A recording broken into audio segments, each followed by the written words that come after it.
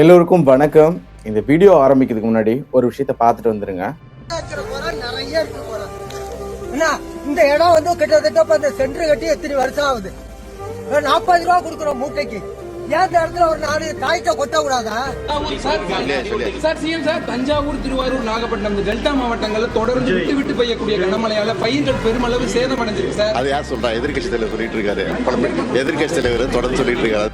தமிழகத்துல மட்டும் 2021 23 வரைக்குமே கிட்டத்தட்ட 1968 விவசாயிகள் தற்கொலை செஞ்சு கொண்டதா தேசிய குற்ற ஆவணமானது சொல்லுது.